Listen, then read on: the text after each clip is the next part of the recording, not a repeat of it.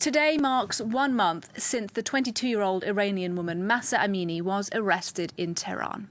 3 days later, she was found dead in police custody, and her death sparked national protests that do continue to this day. Now, women have played a lead role in the demonstrations, especially young women, even high schoolers, members of Iran's so-called Generation Z. Well, joining me now is Ershad Alijani from France 24's Observer's Desk, who's been looking into all of this for us. Ershad, just how engaged are young people, Generation Z, in these protests?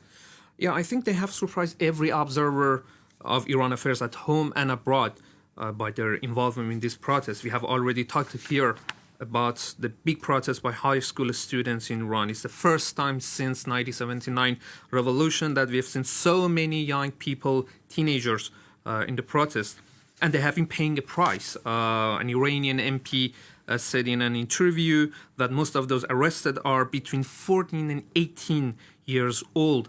And according to the NGO Iran Human Rights, at least 23 of the protesters who have been reported killed by the security forces in the last month were less than 18 years old. So those that are being killed now are actually the same generation as Mahsa Amini herself, who was just 22. Yes, that's right.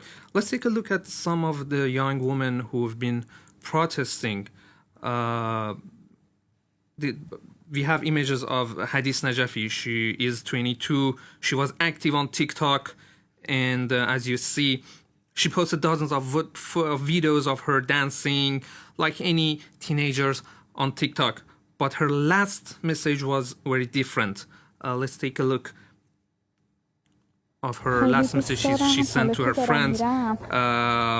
Here you see her going out to one of the protests in her hometown of Karaj. You can hear her saying, "I hope that 10 years from now, when I look back, everything will have changed and I will be glad that I participated in this protest." Well, just after making this video, she was shot and killed by the security forces. A family said she died with more than 20 shotgun pellets in her face and chest.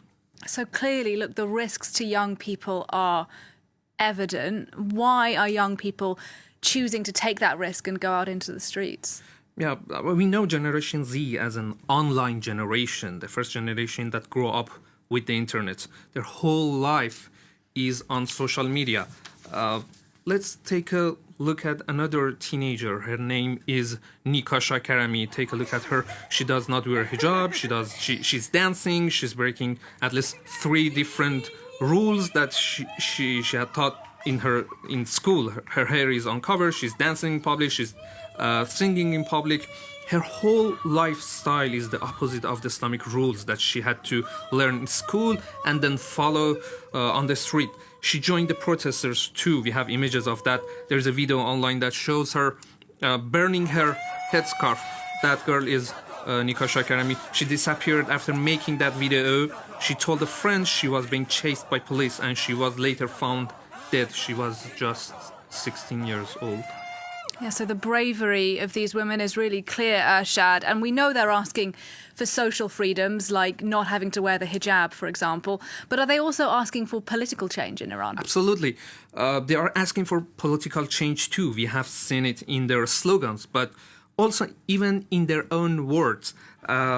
We have another video. This is Sarina Ismailzadeh, 16-year-old demonstrator who was killed by the security forces. She was a YouTuber and she liked to talk about politics too. Let's listen to what she said in one of her videos she posted on her YouTube channel. Yeah, she's saying everything is bad here in Iran. The economic situation is very difficult. We are not the generation of 20 years ago. We see poor people dying of hunger in Africa, but we also see people living a good life. And since human nature is perfectionist, we too want a better life. It's a 12-minute video of a political insight and political demands.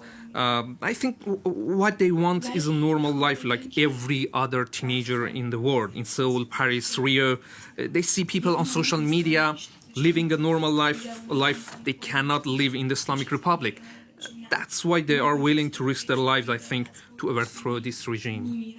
Ali Ershad Alijani, thanks very much indeed for coming in, for telling us the stories of some of those women. We appreciate it. And worth saying as well that the Observers team that Ershad works with here at France 24 have been investigating a massacre in Iran that happened on September the 30th this year. It is the deadliest incident so far in the Iran protest movement. And you can see their report on what happened this Saturday on France 24. It'll be at 10:45 a.m. Paris time.